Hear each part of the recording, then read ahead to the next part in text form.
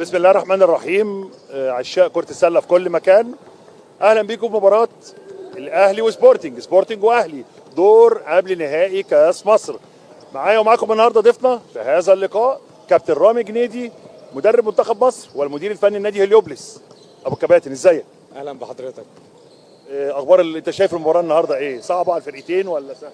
اكيد مباريات الكاس بتبقى صعبه على الفرقتين، يعني 50-50 كله عايز يعني زي ما بتقول يخطف الماتش ويتأهل النهائي، تبقى فرصه كبيره لاي فرقه من الاثنين ان هم يوصلوا. طبعا معنويات سبورتنج عاليه عاليه شويه. الاهلي متعود ان هو يوصل للسيمي فاينال، معنويات سبورتنج اعلى دلوقتي، عايزين يعملوا مفاجاه، عايزين يتأهلوا للنهائي. ممكن يكون الماتش النهارده يعني كده السبورتنج بتلعب بدون ضغوط اكتر من الاهلي شويه. الاهلي شويه عليه ضغوط، ان هو الناس متوقعه كلها ان الاهلي يكسب، بس سبورتنج بالنتائج اللي عاملها الموسم دوت، بالعناصر الشابه الجديده اللي كابتن اشرف توفيق مطلعها، ممكن يعني هنشوف ان شاء الله ماتش حلو ان شاء الله. طبعا أنت بتابع الفرقتين وأنت برضو أكيد لعبت الأهلي ولعبت سبورتنج في الدوري. اكيد لعبتهم. مواطن القوة والضعف مثلا في سبورتنج. لا يعني مواطن القوة في سبورتنج طبعا، كابتن أشرف دايما بيتميز، أي فرقة بيمسكها بيتميزوا بالدفاع الأجريسيف ديفنس، بيضغطوا من أول الملعب.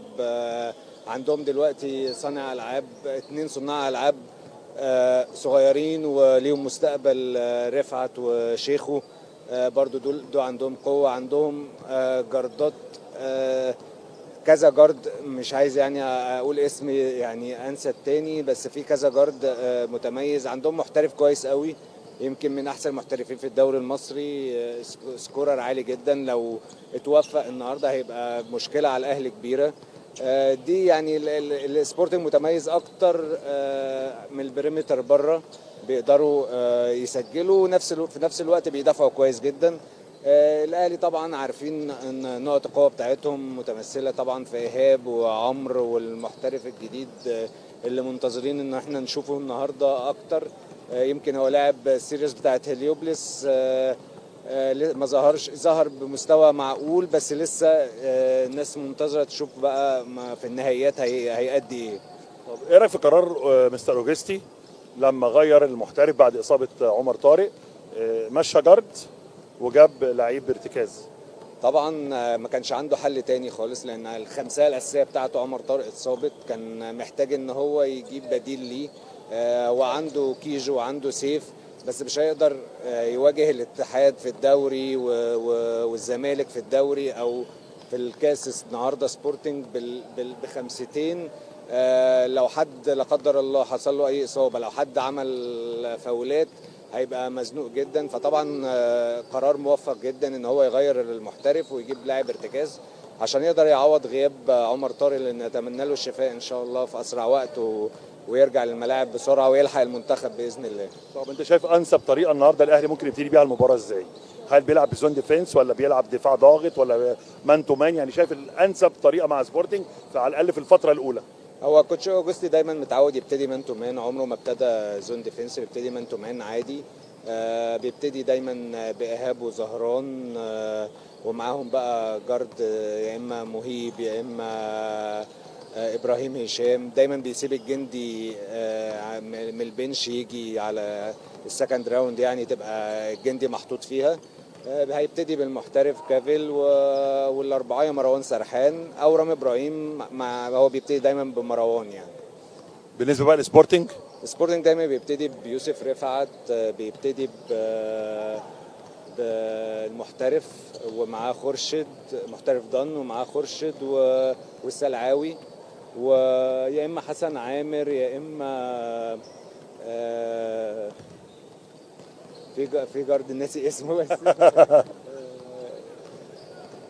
وغالبا يعني هيبتدي بحسن عامر لانه عامل ماتشات كويسه قوي في سيريس الجزيره يعني. المباراه سجال بين الفرقتين. طبعا هي هتبقى بالذات في اول كوارترين، ما تهيأليش ان الاهلي او سبورتنج هيقدر يفرق بسكور عالي. الماتش هيمشي ايكوال. يمكن لو في فرقه هتقدر تفتح السكور شويه عن الثانيه، هيبقى في الكوارتر الثالث يعني. طيب معلومه كده عرفناها قبل اللقاء، ان كابتن اشرف توفيق كان ماسك الاهلي واوجستي الزمالك 4-1 لكابتن اشرف. في سبورتنج كابتن اشرف توفيق 4-2 ضد اوجستي. مظبوط اه. يعني 8-3، والنهارده ده اللقاء ال 12. وكمان السنه دي هو في الدوري السوبر في الرايح جاي 1-1. سبورتنج كسب في اسكندريه والاهلي كسب في القاهره. والماتش الاهلي كان ايكوال جيم برضو، وخلص باسكت اظن، او يعني سكور قريب جدا. فعلى طول ماتشات الاهلي وسبورتنج بتبقى ايكوال جيم. كابتن اشرف بيعرف يلعب على الاهلي، او زي ما بنقول بيعرف يلعب على كوتش اوجوستي. نتمنى ان شاء الله نشوف ماتش حلو من المدربين ومن اللعيبه ان شاء الله.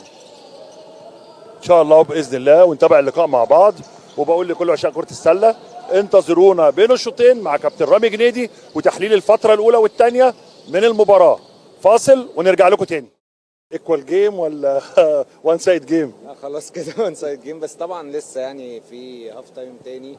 اكيد كابتن اشرف هيحاول يراجع تاني اوراقه ويشوف مين متوفق. يمكن الشوط الاول والتاني فرقه سبورتنج ما توفقتش خالص. كان الاهلي بصراحه عامل فيري جود ديفense تو كوارتر، قافلين خالص على فرقه سبورتنج. برضو انا معاذر برضو كابتن اشرف ولاعيبه سبورتنج لسه مخلصين البلاي اوفس مع هو كان قبل الماتش كان بيشتكي ان هو ما خدش وقت كافي خالص، ما خدش راحه خالص، مخلصين يوم السبت اللي فات. فطبعا وقت ضيق جدا بالنسبه له، ولا عرف يريح ولا يا عرف. دوبك حد 2 النهارده الثلاث قبل النهائي، فصعب قوي. طبعا صعبه جدا، لود عالي على اللعيبه، بالذات 5 جيمات. يمكن الاهلي لعب بس 3 جيمات، الاتحاد والزمالك لاعبين 3 جيمات وعندهم وقت ريحوا ودرسوا الفرقه اللي هيلعبوها. فلكن كابتن اشرف طبعا الله يكون في عونه، محطوط تحت ضغط جامد، الوقت ضيق جدا. طبعا في الاهلي ايهاب امين عامل 2 كوارترز يعني عاليين قوي، جايب 15 بونت منهم 4 3 بوينت. عامل ماتش عالي ما شاء الله، ربنا يعني متوفق، ربنا موفقه جامد. فرقه سبورتنج لسه ما فيش حد ظهر فيها يعني. كنت متخيل ان هلاقي رفعت، هلاقي السلعاوي، هلاقي محرم، هلاقي الناس دي بيلعبوا ومتوفقين وبيلعبوا بحماس. بس الظاهر زي ما قلنا الموضوع اللود وموضوع لسه مخلصين ماتشات يوم السبت دي، مش عارفين لسه ذهنيا مش عارفين يرجعوا تاني للفورمه بتاعتهم اللي هم خلصوا بيها مع الجزيره. طبعا 26 بونت كتير ولا قليلين في عالم الباسكت؟ لا طبعا، يعني عادي جدا فرقه تبقى خسرانه 26 بونت وتعوض، لسه بدري باقي 2 كوارتر. بس الحاله نفسها بتاعت لعيبه سبورتنج هي هم مش في مستواهم الطبيعي.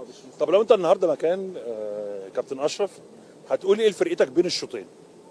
لا هقول يعني لازم نرجع في الجيم، لازم ده ماتش كاس، وارد فرقه تبقى كسبانه وتخسر وفرقه خسرانه وتكسب. لازم نرجع في الجيم، لازم ننسى ال2 كوارتر دولت، ننساهم خالص ونبتدي نلعب لعبنا. لازم ابتدي اقفل على ايهاب المتوفق جدا، لازم ابتدي اقفل عليه، لازم ارجع تاني ادافع 55 بوينت كتيره جدا في شوطين، في يعني، وفي نفس الوقت 29 بوينت جايبهم السبورتنج برضو قليلين جدا. محتاج يلاقي حل هجوميا ان هو يقدر يسجل ويقدر يحاول تاني يرجع في الجيم، ويحاول تاني يلاقي حل برضو دفاعيا ان هو يوقف فرقة الاهلي ويوقف الران اللي عامله الاهلي، سواء فرديا او جماعيا، لان هم عملوا ستيلز كتيره وطلعوا فاست بريك كتير على فرقه سبورتنج. طب هتتنقل بقى مكان مستر اوجستي، هتعمل ايه مع فرقتك؟ انا لازم احسسهم ان الماتش ما خلص، دي حاجه مهمه جدا، لان اللعيبه المصريين دايما لما يبقوا كسبانين شويه بيبقى فيه تراخي شويه. ايوه بيبقى فيه شويه تراخي. 26 بونت يا عم خلاص الماتش خلص. لازم احسسهم ان لسه لا، الجيم موجود، بلاعب فرقه كبيره، بلاعب مدرب كبير. لازم احسسهم تاني واخليهم مركزين، ما يفصلوش خالص في الهاف تايم التاني، علشان سبورتنج ما يبقاش عنده فرصه ان هو يرجع في الجيم، بالذات في الكوارتر الثالث. بدايه الكوارتر الثالث اللي هيبتدي اول 5 دقائق مركز، اهلي هيزود السكور ولا السبورتنج هيقلل السكور. يعني هم اول 5 دقائق في الكوارتر الثالث هيحددوا اتجاه المباراه هتبقى ايه. مهمين بالظبط كده، يا اما خلاص هيتقتل الماتش وخلاص، يا اما لا هيرجع تاني ينزل تحت ال20، نشوفه 15، نشوفه 12، ينزل تحت ال10.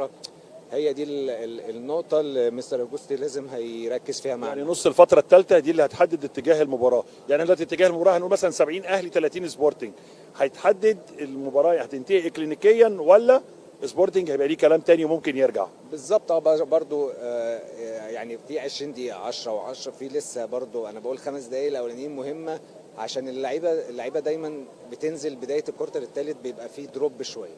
الفرقة اللي كسبانة دايما بيبقى بداية الكورتر الثالث بتبقى نازلة واثقة شوية، مش بتبذل نفس المجهود اللي بذلوه الاول والثاني. فمهمة لمستر اوجوستي ان هو يبتدي الثالث كويس. محترف سبورتنج خارج الخدمة النهارده؟ هو ما اقدرش اقول ان هو خارج الخدمه، لان الاهلي بيدافعوا عليه كويس جدا، بيعملوا عليه دبل، ما بيقدرش يعني يشوط شوطه فاضيه. هو الكور اللي شاطها يعني نسبته مش وحشه. هو سجل النهارده حوالي حاطط 7 بوينت، 3 من 6 تراي، يعني 50% نسبته في الفيلد جولز مش وحشه، بس هو عامل 6 تراي بس. هي دي النقطة، ان فرقة الاهلي عاملين عليه دبل، ما بيقدرش يلعب على الباسكت، فبيسيب الكرة بسرعة علشان بيتعمل عليه دبل. هي دي اللي مخليه سكوره قليل.